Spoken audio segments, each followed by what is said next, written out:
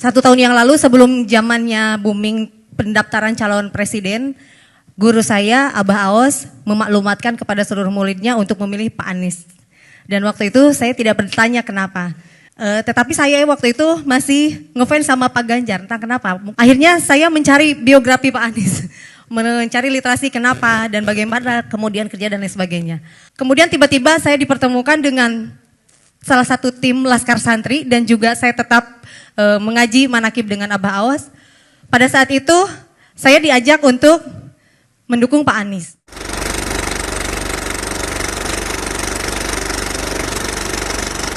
Kenapa? Alasannya tadi, saya niat khidmat kepada guru dan saya menyerahkan semua aset yang berhubungan dengan ibu saya, anak saya, adik saya, itu disumbangkan 100 mobil untuk tim pemenangan Anies kepada Laskar Santri, amin, di seluruh Jawa Barat.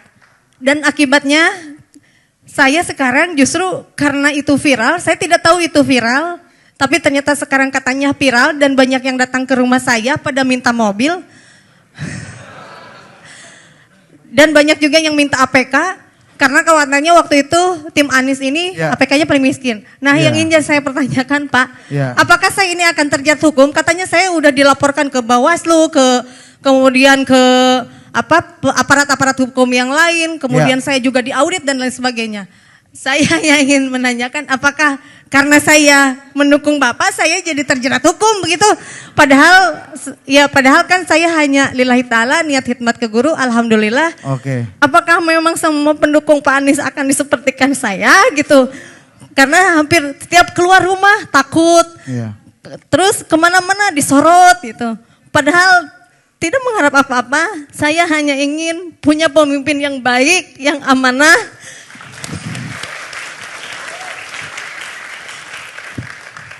Yang juga sudah mendapatkan maklumat dari guru saya bahwa Pak Anies ini ada namanya di dalam Al-Quran.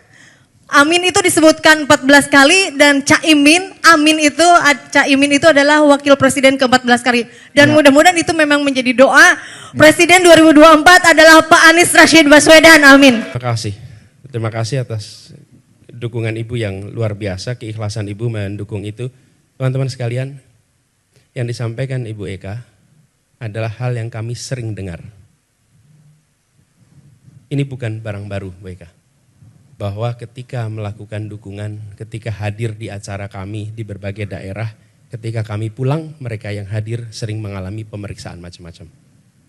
Ada yang usahanya bahkan ditutup, diperiksa oleh sebuah badan tentang kontennya yang diproduksi.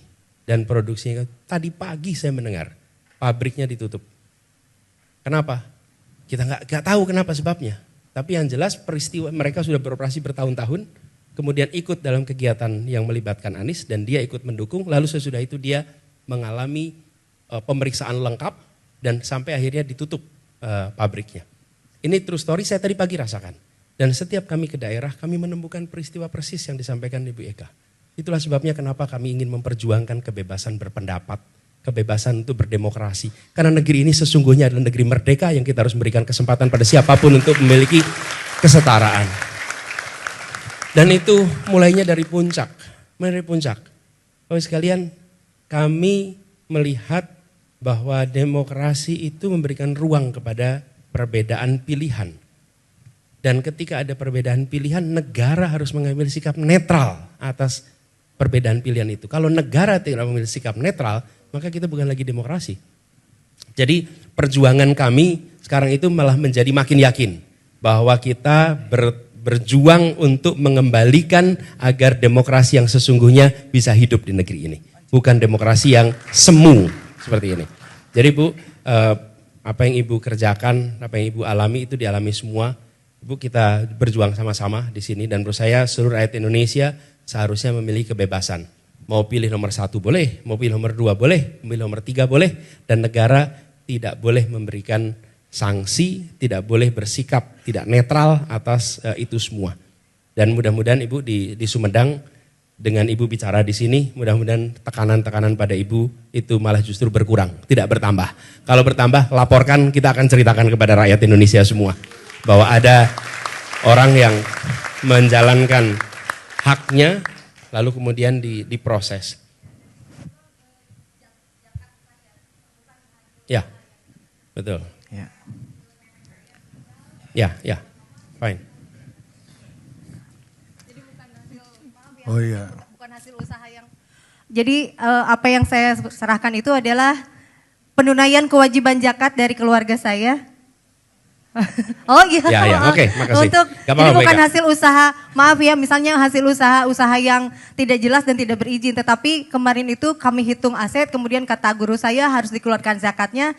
Kemudian ketika ini zakatnya dikemanakan, guru saya mengatakan sudah untuk jihad pemenangan, amin saja Pak Anies Baswedan gitu. Ya. Makasih.